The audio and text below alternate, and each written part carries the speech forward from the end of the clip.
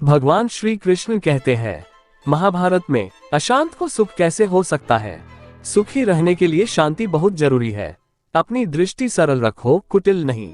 सत्य बोलो, असत्य नहीं। दूरदर्शी बनो, अल्पदर्शी नहीं। परम तत्व को देखने का प्रयास करो, क्षुद्र वस्तुओं को नहीं। लज्जा नारी का अमूल्य रत्न है।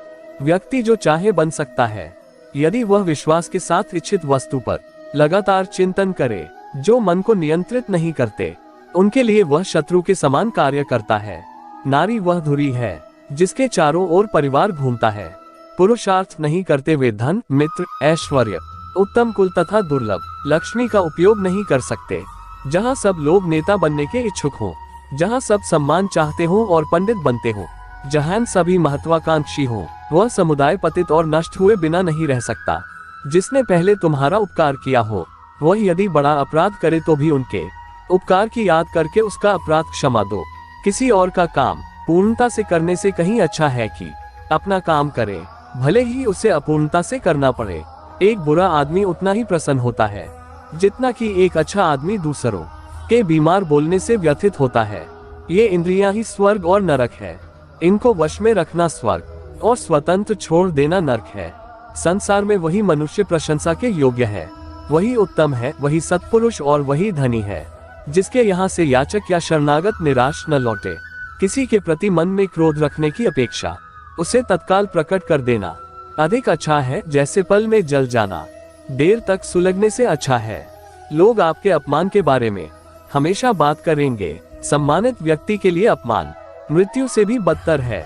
जिसे सत्य पर विश्वास होता है और जो अपने संकल्प पर दृढ़ होता है, उसका सदैव कल्याण होता रहता है।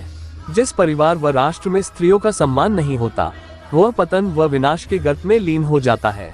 महाभारत, शरणागत की रक्षा करना बहुत ही पुनीत कर्म है। ऐसा करने से पापी के भी पाप का प्रायश्चित हो जाता है। मन अशांत है और उसे नियंत्रित करना कठिन है, लेकिन अभ्यास से इसे वश में किया जा सकता है। मोह में फंसकर अधर्म का प्रतिकार न करने के कारण ही महाभारत जैसे युद्ध से महान जन धन की हानि हुई। जो कार्य में निष्क्रियता और निष्क्रियता में कार्य देखता है, वह एक बुद्धिमान व्यक्ति है। एकमात्र विद्या ही परम तृप्ति देने वाली है। नारी प्रकृति की बेटी है, उस पर क्रोध मत करो। उसका हृदय कोमल है, उस पर विश्वास करो। अहंकार मानव का और मानव समाज का इतना बनगा शत्रु है, जो संपूर्ण मानव जाति के कष्ट का कारण और अंततः विनाश का द्वार बनता है। महाभारत लोभ धर्म का नाशक है। जुआ खेलना अत्यंत निष्कृष्ट कर्म है। यह मनुष्य को समाज से गिरा देता है। सदाचार से धर्म उत्पन्न होता है तथा धर्म से आयु बढ़ती है। व्यक्ति को अभिमान नहीं करना चाहिए, नहीं तो दुर्योधन जैसा हाल होगा।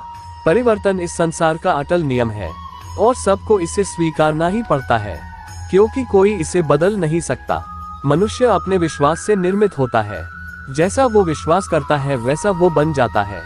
स्वार्थ की अनुकूलता और प्रतिकूलता से ही मित्र और शत्रु बना करते हैं। बुरे कर्मों का बुरा परिणाम निकलता है।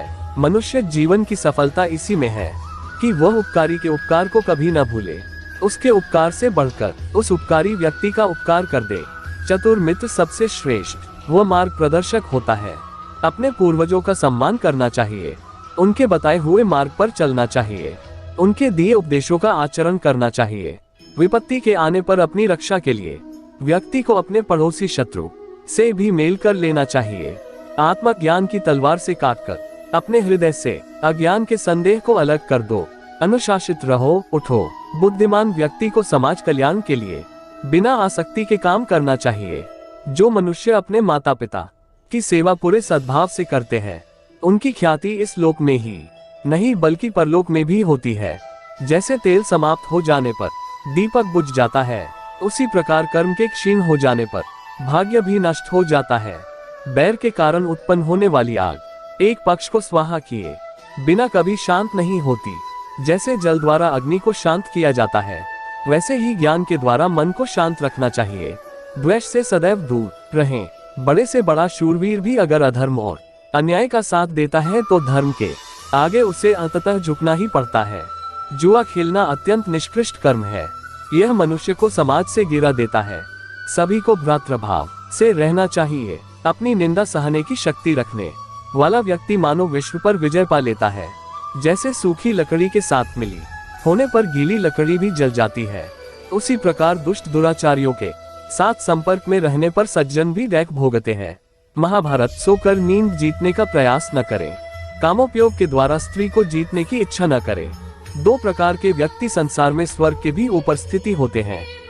एक तो जो शक्तिशाली होकर क्षमा करता है और दूसरा जो दरिद्र होकर भी कुछ दान करता रहता है। कर्म करते जाओ, फल की चिंता मत करो। इस जीवन में ना कुछ खोता है ना व्यर्थ होता है। जिस राजा की प्रजा हमेशा करके भार से पीड़ित रहे, प्रतिदिन दुखी रहे और जिसे तरह तरह के अनर्थ झेलने पड़ते हैं, उस राजा की हमेशा पराजय होती है।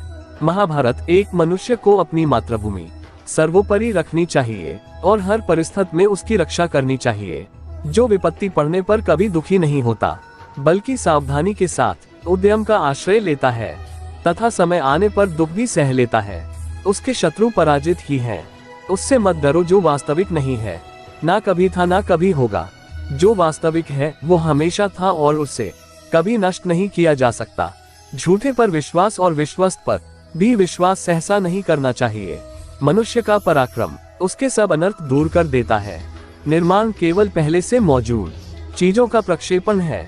जहां लुटेरों के चंगुल में फंस जाने पर झूठी शपथ खाने से छुटकारा मिलता हो, वहां झूठ बोलना ही ठीक है।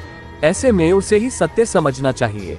मन, वचन और कर्म से प्राणी मात्र के साथ अद्रोह, सब पर कृपा और दान, यही साधु पुरुषों का सनातन धर्म है। यदि पानी पीते पीते उसकी बूंद मुंह से निकलकर भोजन में गिर पड़े तो वह खाने योग्य नहीं रहता। पीने से बचा हुआ पानी पुनः पीने के योग्य नहीं होता। विषयों के भोगों से विषय वासना की शांति नहीं होती। हवन से बती हुई अग्नि के समान ये काम वासना नित्य बती ही जाती है। सच्चा धर्म ये है कि जिन बातों को इंसान अपने लिए अच्छा नहीं समझता, दूसरों के लिए भी न करे। प्रिय वस्तु प्राप्त होने पर भी तृष्णा तृप्त नहीं होती, वह और भी भड़कती है जैसे ईंधन डालने से अग्नि। जिस राजा की प्रजा हमेशा कर के भार से पीड़ित रहे, प्रतिदिन दुखी रहे और जिसे तरह तरह के अनर्थ झेलने पड़ते हैं, उस राजा की हमेशा पराजय होती है।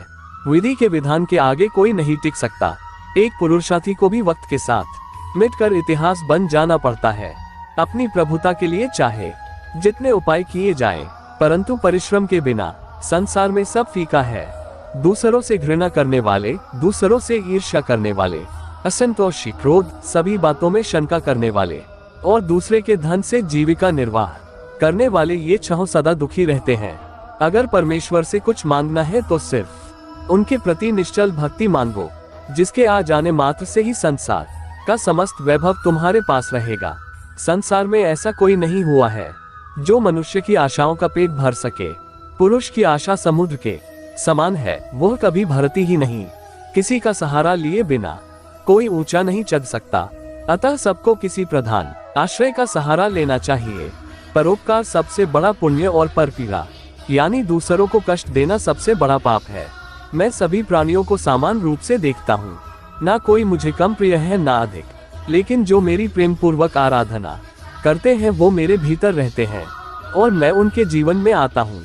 वह जो सभी इच्छाएं त्याग देता है, मैं और मेरा की लालसा और भावना से मुक्त हो जाता है, उसे ही शांति प्राप्त होती है। तुम उसके लिए शोक करते हो जो शोक करने के योग्य नहीं है और फिर भी ज्ञान की बातें करते हो। बुद्धिमान व्यक्ति ना जीवित और ना ही मृत व्यक्ति के लिए शोक करते हैं। जो वेद और शास्त्र के ग्रंथों को याद रखने में तत्पर है किंतु उनके यथार्थ तत्व को नहीं समझता, उसका वह याद रखना व्यर्थ है। जो मनुष्य अपनी निंदा सह लेता है, उसने मानो सारे जगत पर विजय प्राप्त कर ली। मधुर शब्दों में कही हुई बात अनेक प्रकार से कल्याण करती है, किंतु यही यदि कटु शब्दों में कही जाए तो महान अनर्थ का कारण बन जाती है। प्राप्त हुए धन का उपयोग करने में दो भूलें हुआ करती हैं, जिन्हें ध्यान में रखना चाहिए। अपात्र को धन देना और सुपात्र को धन न देना। केवल मन ही किसी का मित्र और शत्रु होता है। विजय की इच्छा रखने वाले शूरवीर अपने बल और पराक्रम से वैसा विजय प्राप्त नहीं करते जैसा कि सत्य, सज्जनता, धर्म तथा उत्साह से प्राप्त करते हैं। विद्या, शूरवीरता, दक्षता, बल और धैर्य, ये पांच मनुष्य के स्वाभाविक मित्र हैं। बुद्धिमान लोग हमेशा इनके साथ रहते हैं। दुखों में जिसका मन उदास नहीं होता, सुखों में जिसकी आसक्ति नहीं होती तथा जो राग, भय व क्रोध से रहित होता है, वही स्थितप्रज्ञ है। जैसे बिना नाविक की नाव जहाँ कहीं भी जल में बह जाती है और बिना सारथी का रथ चाहे जहाँ भटक जाता है, उसी प्रकार सेनापति बिना सेना जहाँ चाहे भाग सकती है। मन, वचन और कर्म के द्वारा मनुष्य के साथ अद्रोह, सब पर कृपा और साधु पुरुषों को दान, यही सनातन धर्म है। ज्ञानी व्यक्ति को कर्म के प्रतिफल की अपेक्षा कर रहे अज्ञानी व्यक्ति के दिमाग को अस्थिर नहीं करना चाहिए। जन्म लेने वाले के लिए मृत्यु उतनी ही निश्चित है जितना कि मृत होने वाले के लिए जन्म लेना। इसलिए जो अपरिहार्य है उस पर शोक मत करो। स्वर्ग प्राप्त करने और वहां कई वर्षों तक वास करने के पश्चात एक असफल योगी का पुण्य एक पवित्र और समृद्ध कुटुंब में जन्म होता है। अगर आपको ये भगवान श्री कृष्ण की कही हुई ये महाभारत के श्लोक अच्छे लगे हैं तो मिस्टर माइंड चैनल को सब्सक्राइब कर देना, ताकि आपको महाभारत से जुड़े हर सवाल सुनने को मिले, और साथ ही साथ वीडियो को लाइक करके बेल आइकन को प्रेस कर देना। धन्यवाद।